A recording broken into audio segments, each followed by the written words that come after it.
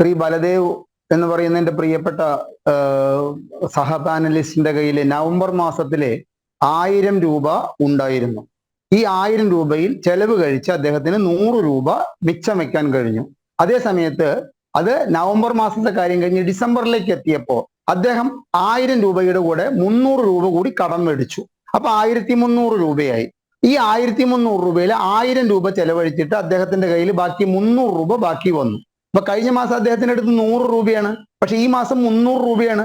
അപ്പൊ ഇദ്ദേഹം അത് ഉയർത്തിക്കാട്ടിയിട്ട് പറയണത് എന്റെ വരുമാനം വർദ്ധിച്ചു, എന്റെ ചെലവുകൾ ഞാൻ നടത്തിയിട്ടും എന്റെ കയ്യിൽ ഇതാ 300 രൂപ. അവിടെ ഈ കടം വാങ്ങിയ പൈസയെ പറ്റിയിട്ട് ശ്രീ ബലദേവ് ചിന്തിക്കുന്നില്ല. ഈ GDP-യുടെ അനുമാനം കണക്കാക്കുന്നത് 13% കടം മേടിക്കാനുള്ള പരിധി ലംഘിച്ച് 39% കടം വാങ്ങിയ സംസ്ഥാനങ്ങളുടെ പട്ടികയിൽ കേരളമുണ്ട് എന്നുള്ളത് കൂടി അങ്ങ് ദയവ് ചെയ്ത് മനസ്സിലാക്കുക. അതിന്റെ സിമ്പിൾ ആയിട്ടുള്ള ഒരു ഇതാ ഞാൻ പറഞ്ഞത്. നമ്മൾ കടം മേടിച്ചിട്ട് നമ്മുടെ പോക്കറ്റിൽ കുറെ പൈസ വെച്ചിട്ട് ഇതൊക്കെ എന്റെ പൈസയാണ്, ഇതൊക്കെ എന്റെ വളർച്ചയാണെന്ന് കണക്കാക്കുന്നത് പോലെയേ അതുള്ളൂ. രണ്ടാമത്, ഇനി അടുത്തത് എന്താ വെച്ച് കഴിഞ്ഞാൽ അദ്ദേഹം പറഞ്ഞു ഈ നവകേരള സദസ്സിലെ ആൾക്കൂട്ടത്തെ കുറിച്ചിട്ട് പറഞ്ഞു. അങ്ങ് കേൾക്കുന്നുണ്ടാവില്ല ഒരു പക്ഷെ ജോലി തിരക്കില്. ഞങ്ങൾക്കൊക്കെ നിത്യേന ഈ കുടുംബശ്രീയില് ഈ നവകേരള സദസ്സിനോട് കൂറു പുലർത്തുന്ന CPM-ഉമായിട്ടുള്ള സംഘടനകളുടെ സ്ത്രീകള് മറ്റേ ഈ കുടുംബശ്രീ യൂണിറ്റുകളിലേക്കും ഈ തൊഴിലുറപ്പ് പദ്ധതിക്കാരെയും വിരട്ടുന്നതും വിലപേശുന്നതും വരാതിരുന്നാൽ ഇനി തൊഴിൽ കിട്ടില്ല എന്ന് പറയുന്നതൊന്നും അങ്ങ് കേട്ടിട്ടുണ്ടാവില്ല. അതായത് ജബർദസ്തി എന്ന് ഹിന്ദിയിൽ പറയുന്ന, കമ്പൽസറി എന്ന് ഇംഗ്ലീഷിൽ പറയുന്ന, മലയാളത്തിൽ നിർബന്ധപൂർവം എന്ന് പറയുന്ന ആൾക്കാരെ പങ്കെടുപ്പിക്കാനുള്ള ഒരു ശ്രമം ഇതിന്റെ പുറകിൽ ഉണ്ടായതുകൊണ്ട് നവകേരള സദസ്സിൽ ആള് കൂടി എന്ന് നിങ്ങൾക്ക് പറയാറായി എന്നുള്ള കാര്യം പ്രധാനമായിട്ട് മനസ്സിലാക്കുക. നവകേരള സദസ്സിന്റെ വിജയമായിട്ട് ഞാൻ കാണുന്നത്, അതായത് നമ്മൾ പറയില്ലേ ഒരു വലിയ നമുക്കൊരു സന്ദേശം ഈ നവകേരള സദസ്സിലൂടെ തന്നു. അതായത് കരിങ്കൊടി കാണിക്കലും ഒരു റബ്ബർ ഷൂ മുഖ്യമന്ത്രി സഞ്ചരിച്ച 1,05,00,000 ബസ്സിലേക്ക് വലിച്ചെറിയുന്നതും വധശ്രമമാണ് എന്നതും, അതേസമയം മുഖ്യമന്ത്രിയുടെ ഗൺമാനും മുഖ്യമന്ത്രി ഉൾപ്പെടുന്ന പാർട്ടിയിലെ യുവജന സംഘടനയുടെ പ്രവർത്തകരെ കുറുവടി കൊണ്ടും വലിയ വടി കൊണ്ടും ചെടിച്ചട്ടി കൊണ്ടും ഹെൽമറ്റ് കൊണ്ടും സാധാരണക്കാരെ തലതല്ലി പൊളിക്കുന്നത് ജീവൻ രക്ഷാ പ്രവർത്തനവുമാണെന്നുള്ള ഒരു വലിയ കണ്ടുപിടുത്തം നമുക്ക് ഈ നവകേരള സദസ്സിലൂടെ ഉണ്ടായി എന്നുള്ളത് തള്ളിക്കളയാവുന്ന ഒരു സംഗതിയല്ല. കാരണം ഈ ഷൂ കൊണ്ടെറിഞ്ഞ കേസ്, അദ്ദേഹം വക്കീലാണ്, ഇപ്പൊ ഇവിടെ വേറെ ആരും ഇല്ല, അതുകൊണ്ടാണ് അദ്ദേഹത്തിന്റെ പേര് പറഞ്ഞുകൊണ്ട് ഉമേഷെ ഞാൻ പറയുന്നത്. അപ്പൊ ഈ ഷൂ കൊണ്ടെറിഞ്ഞ കേസ് ഒരു കോടതിയിലെ പ്രതികൾക്ക് ജാമ്യത്തിന് ചെന്നപ്പോ കോടതിയാണ് ചോദിച്ചത്, അല്ലാണ്ട് VD സതീശനോ K സുധാകരനോ അല്ല ചോദിച്ചത്. ഷൂ കൊണ്ടെറിയുന്നത് എങ്ങനെ വധശ്രമമാകും?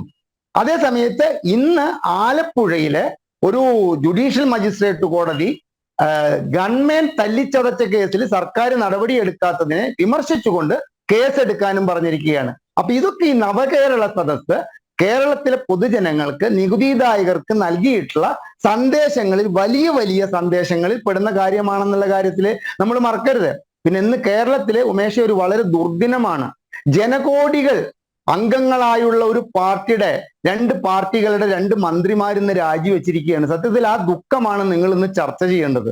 എനിക്ക് അങ്ങേയറ്റം ഖേദം തോന്നുന്നു. കാരണം ഞാൻ അറിഞ്ഞിടത്തോളം ഈ നവകേരള സദസ്സിന്റെ ഈ 1,05,00,000 രൂപയുടെ ബസ്സിൽ സഞ്ചരിക്കുന്ന ഒരു മന്ത്രി എന്നെ 67 ലക്ഷം രൂപ പറ്റിച്ചു എന്ന് പറഞ്ഞിട്ട് ഈ സദസ്സ് ഏകദേശം കണ്ണൂർ എത്തിയപ്പോ ഒരു വ്യവസായി ഒരു പരാതിയുമായിട്ട് വന്നിരുന്നു.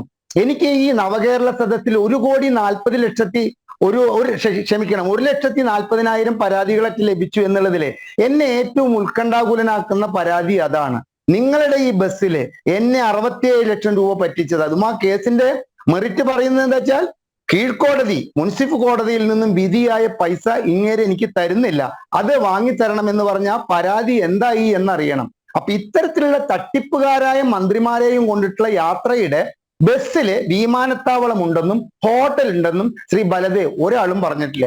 നവകേരള സദസ്സിന്റെ തുടങ്ങുന്നതിന്റെ 2 ദിവസം മുമ്പ് ഇന്ന് രാജിവെച്ച ലക്ഷക്കണക്കിന് പാർട്ടി പ്രവർത്തകരുള്ള ജനകോടികൾ മെമ്പറായിട്ടുള്ള പാർട്ടിയുടെ ഒരു സ്ഥാപക നേതാവ് ശ്രീ ആന്റണി രാജു ഞങ്ങളോട് പറഞ്ഞതാണ്, ഈ ബസ്സിൽ ഒരു ടോയ്ലറ്റ് ഉണ്ട്, ഈ ബസ്സിൽ 160 ഡിഗ്രിയിൽ കറങ്ങുന്ന ഒരു കസാലയുണ്ട്, ഈ ബസ്സിൽ ചവിട്ടുപടിയിൽ നിന്ന് ഇറങ്ങാൻ കഴിയാത്ത മുഖ്യമന്ത്രിക്ക് വേണ്ടി ലിഫ്റ്റ് ഉണ്ട്.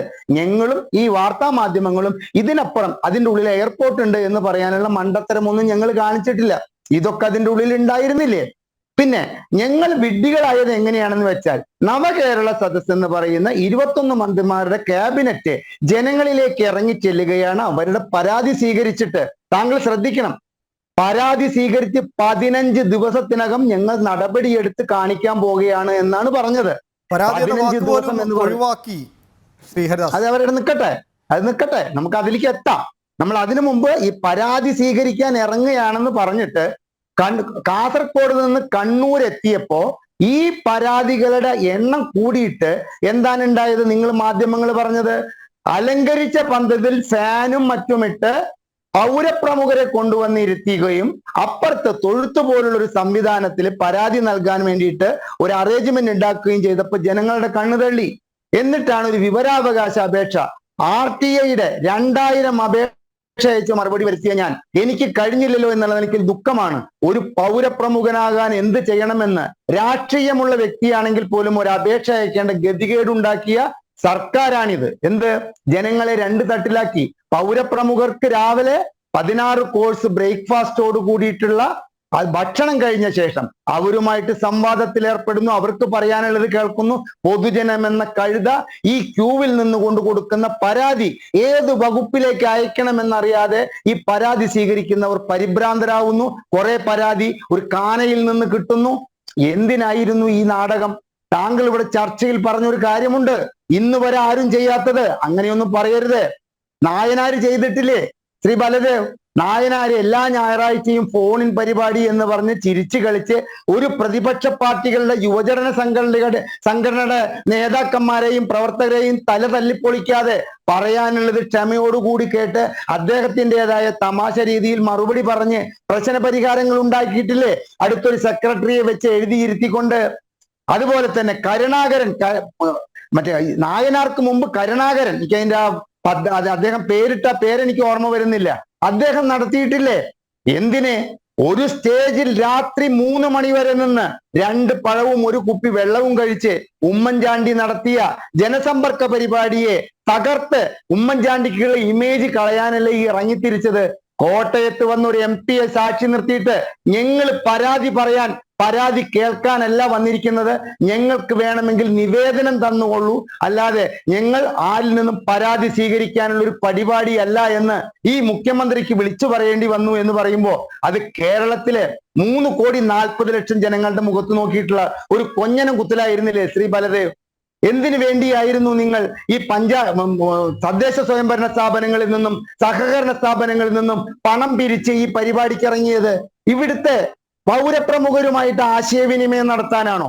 സാധാരണക്കാരന്റെ പ്രശ്നങ്ങൾ കേട്ട് അതിന് പരിഹാരം കാണാനല്ലേ? ഞാൻ നേരത്തെ പറഞ്ഞതിന് തുടർച്ച പറയുകയാണ്.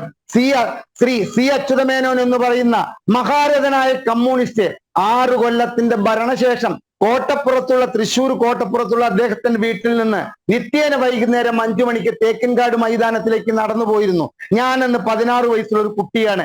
ഞാൻ താമസിക്കുന്ന വീടിന്റെ മുമ്പ് കൂടിയാണ് ഞാൻ പഠിക്കാൻ വേണ്ടിയിട്ട് തൃശ്ശൂർ താമസിച്ചിരുന്നു. അദ്ദേഹം പോകുമ്പോ വഴിയരികിൽ നിന്ന് അദ്ദേഹത്തിന് കൊടുക്കുന്ന കവറുകൾ സ്വീകരിക്കാൻ അദ്ദേഹം തനിക്ക് ചുറ്റും 245-400 പോലീസുകാരെ നിർത്തിയില്ല. 1,05,00,000 രൂപയുടെ വാഹനത്തിലല്ല, പദയാത്ര. വളരെ വേണ്ടപ്പെട്ട അടുത്തുകൊണ്ട് നൽകുന്ന ഉപഹാരങ്ങൾ പോലും അല്ലെങ്കിൽ കവറുകൾ പോലും വാങ്ങാൻ മുഖ്യമന്ത്രിക്ക് കഴിയുന്നില്ല. കഴിഞ്ഞ ദിവസങ്ങൾ നമ്മൾ കണ്ടതാണ്. മാധ്യമങ്ങളിൽ ഉൾപ്പെടെ ആവോളം മുഖ്യമന്ത്രിയെ പുകഴ്ത്തുന്ന ചില മാധ്യമപ്രവർത്തകരൊക്കെ അടുത്ത് ചെന്നപ്പോഴുള്ള അദ്ദേഹത്തിന്റെ പെരുമാറ്റവും ഒക്കെ. താങ്കളിലേക്ക് മടങ്ങിയെത്താൻ